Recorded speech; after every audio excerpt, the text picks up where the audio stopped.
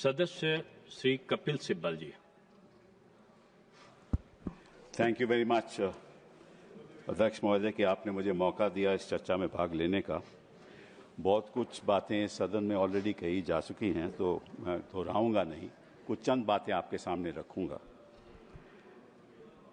पहली तो बात यह है कि जो वंदे मातरम का हिस्टोरिकल कॉन्टेक्स्ट है उसको हमें समझने की जरूरत है। आनंद मठ लिखा क्यों गया था और इसके पीछे जो कॉन्टेक्स्ट है वो ये है कि 1770 में बंगाल में फैमिन हुआ, और जब फैमिन हुआ 1770 में तो निश्चित रूप से जो खाद्यान्न था वो किसानों के लिए उनको मिलना चाहिए था, लेकिन वो मिला नहीं। और जो कॉलोनियल सरकार थी उन्होंने वो खाद्यान्न खुद अपने ट्रूप्स के लिए भेज दिया, और जो होर्डर्स थे वो अपनी खाद्यान्न को होर्ड करने लगे, प्राइसेस बढ़ गई, तो 10 million people in Bengal died in the famine.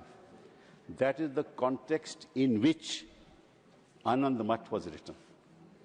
And what Anand Math says is the following, कि उस समय क्या हुआ कि एक सन्यासी का रिबेलियन हुआ, और शांति एक सन्यासन थी जिसका पति उसको छोड़ के चले गया था उसकी कॉलोनियल पावर्स को का सामना करने के लिए, और उस जान देने को तैयार था।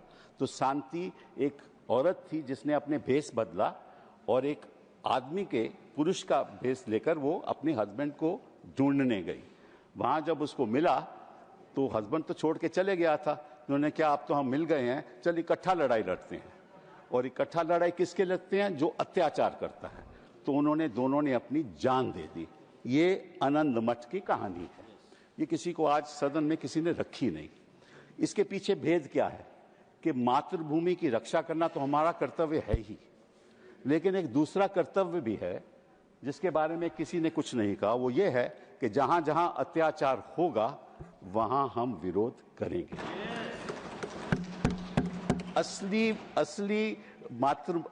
आनंद मठ का मतलब ये है, कोई भी अत्याचारी हो, जो अत्याचारी है वो तो वंदे मातरम की बात नहीं कर सकता। जिसके खिलाफ अत्याचार हो वही वंदे मातरम की बात करेगा। सही है, बात तो यही है ना, ठीक है ना, चाहे वो कहीं भी हो। और मैं आपको एक और बात बताऊं, बड़ी इंटरेस्टिंग बात है कि एक अंग्रेज था हेनरी क्रेक, 1937 में उसने ये बोला, जो हमारे स्वतंत्र सेनानी थे उनके बारे में ये बोला, बोले Vande Mataram has been literally the war cry of the terrorists. क्या मतलब था कि जो वहां लड़ाई लड़ रहे थे कॉलोनियल पावर के खिलाफ, उनको टेररिस्ट बुलाया गया। क्यों बुलाया गया? क्योंकि अपने हकों के लिए लड़ रहे थे, इसीलिए बुलाया गया ना। तो आजकल के जो हमारे छात्र हैं वो टेररिस्ट हो गए हैं, हमारे जर्नलिस्ट हैं वो टेररिस्ट हो गए हैं, उनके खिलाफ यूएपीए ये चीजें लग रही हैं ना। तो उनकी लड़ाई कौन लड़ेगा? सत्ता पक्ष के लोग तो लड़ नहीं सकते। तो जो अचंभे की बात यह है कि ये वंदे मातरम की बात करते हैं जब हमें वंदे मातरम की बात करनी चाहिए। वंदे मातरम तो हमें चिल्लाना चाहिए ना। इनका क्या हक है? ये तो अत्याचार रोज करते हैं, जनता के ऊपर रोज करते हैं ये अत्याचार, इनका क्या हक है? दूसरी बात आपके पास रखना चाहता हूं कि इन्होंने कहा कि ये मुस्लिम अपीजमेंट है। ये इन्होंने बात कही, मैं आपको एक उदाहरण दे दूं कि जस्ट नोट दिस, अप्रैल 25, 1998 में एक यूपीए सरकार ने सर्कुलर इशू किया जिसको बोलते थे कल्प योजना।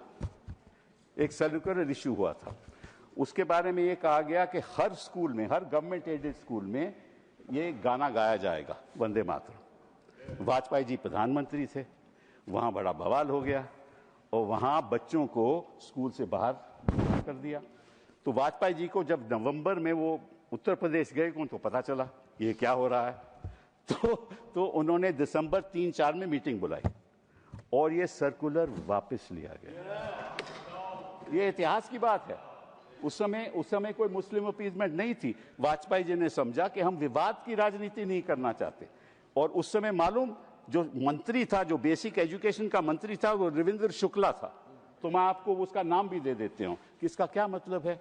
इसका मतलब ये है कि जो वंदे मातरम है ये मातृभूमि की रक्षा के लिए भी है, लेकिन अत्याचार के खिलाफ ये हमारा हक भी है। संक्षिप्त करिए, समय हो गया। हमारा मानव अधिकार है कि जहां जहां अत्याचार होगा हम उसके प्रति प्रोटेस्ट करेंगे। 2 मिनट। नहीं, अब सभी के साथ एक सा है और अब मैं सोचता हूं कि आपको बहुत सारे लोग सुनना चाहते हैं। आप एक विद्वत मुझे बात करनी, लेकिन आप कम समय आते हैं इसलिए कम लोग सुनते हैं। धन्यवाद। Allow me sir. आपकी पार्टी के पास समय नहीं है। Maharaja Sanajaoba. Sir 1 minute. 1 minute में बात कीजिए। 1 minute. 1 minute. Just 1 minute. 1 minute. So just want to. One minute. Sir दो छोटी सी बातें आपके सामने रखूंगा। 2 छोटी सी बातें। जब ये बात रविंद्रनाथ टैगोर को बताई गई कि भाई इसमें बड़ी विवाद हो जाएगा, तो रविंद्रनाथ टैगोर जी ने क्या कहा ये मैं आपको बताता हूं। To me the spirit of tenderness and devotion expressed in the first portion, the emphasis to give to the beautiful and beneficent aspects of our motherland made a special appeal, so much so that I found no difficulty in dissociating it from the rest of the poem. And this was endorsed by Gandhi ji. This was endorsed by Gandhi ji. This was endorsed by Gandhi ji. He said, this was endorsed by Gandhi ji, and Gandhi ji said, it is an anti-imperialist cry. It had never meant to me that it was a Hindu song or meant only for Hindus. This is what Gandhi ji said. And he said, these are evil days that have come in this country. So the point is, sir, the point is just one sentence, sir. One sentence. This was a movement against the partition of Bengal. Now you are partitioning the minds of this country.